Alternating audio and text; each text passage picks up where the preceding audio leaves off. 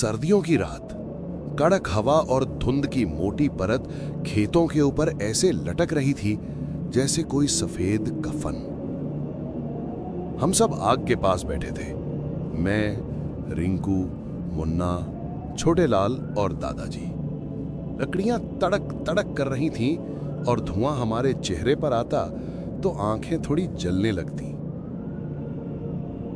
रिंकू बोला, दादाजी, एक सच वाली डरावनी कहानी सुनाओ ना, पुरानी वाली, आपके जमाने की।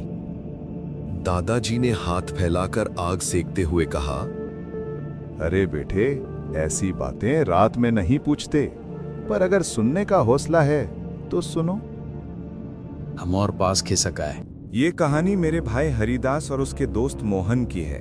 जिस दिन ये हुआ था, उस दिन के बाद हमारे गांव का पीपल का पेड़ शापित मान लिया गया।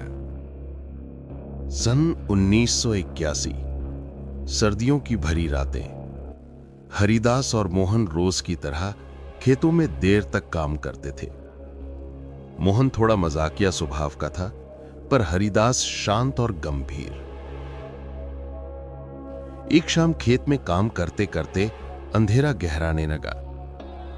ठंड इतनी बढ़ गई थी कि सांस भी धुंध बनकर दिख रही थी। मोहन बोला, हरिदास, चलना, आज पुराने पीपल वाले रास्ते से चलते हैं। शॉर्टकट है, घर जल्दी पहुंच जाएंगे। तुम तो हर बार वही रास्ता सुझाते हो, समझ में नहीं आता क्या? वहां लोग रात में जाते नहीं। अरे यार, तुम लोग भी ना बस डराते रहते हो। पीपल पर चुड़ैल रहती है, कोई पुकारता है, ये सब बचपन की कहानियां हैं। कहानियां नहीं है मोहन, सच है। मेरे पिता ने खुद देखा था। मोहन फिर हंसा, पर इस बार हंसी थोड़ी बनावटी थी।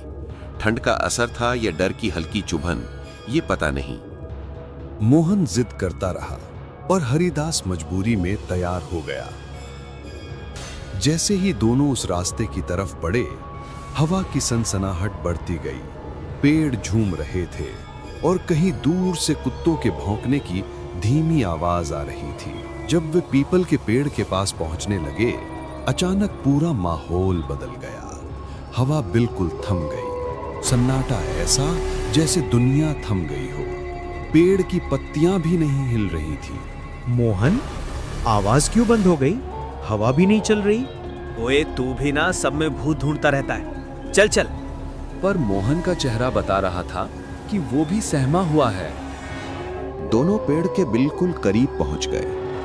पेड़ बहुत पुराना, मोटा तना, लंबी काली शाखाएं जो धुंध में खो रही थी। तभी सर ऊपर की शाखा में कुछ हिला। दोनों ने देखा, लंबा सफेद साया धीरे धीरे शाखा से नीचे उतर रहा था, मानो फिसल रहा हो, जैसे हवा में टंगा हो। जमीन पर पहुंचकर वो सीधा खड़ा हो गया।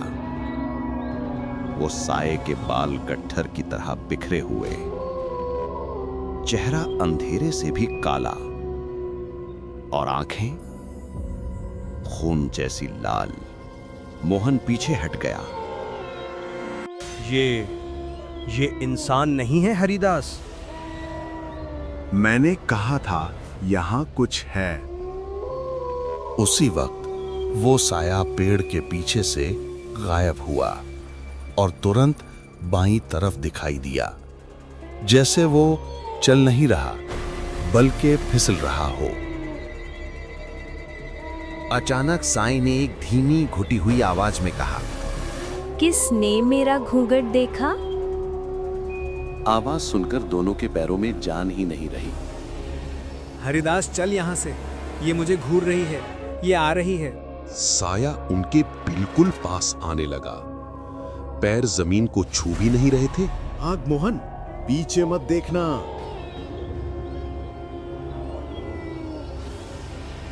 दोनों दौड़ पड़े। पीछे से चुड़ैल की भयानक चीख, घूंघट लौटाओ! जमीन पर किसी के रेंगने जैसा तेज खड़खड़। रास्ता धुंध से भरा था। हरिदास ने मोहन का हाथ पकड़ा था, पर अचानक मोहन का हाथ फिसल गया। मोहन, रुक। नहीं, रुकना मत, रुके तो मर जाएगा। और अगली पल टीश,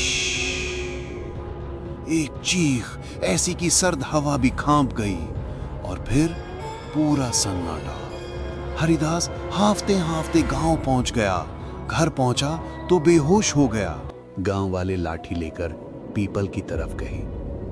वहां सिर्फ मोहन की चप्पलें, मिट्टी पर खून का हल्का धब्बा और पेड़ के तने पर नाखूनों से खरोंची गई लंबी लकीरें। मोहन कहीं नहीं, पेड़ के ऊपर सिर्फ हवा में झूलता लाल घूंघट।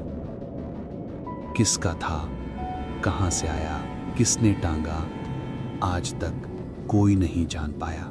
दादाजी ने आग में लकड़ी डालते हुए कहा, हरिदास कई महीनों तक ठीक नहीं हुआ। रात में उससे मोहन की आवाज सुनाई देती थी, हरिदास रुक मत, रुक मत।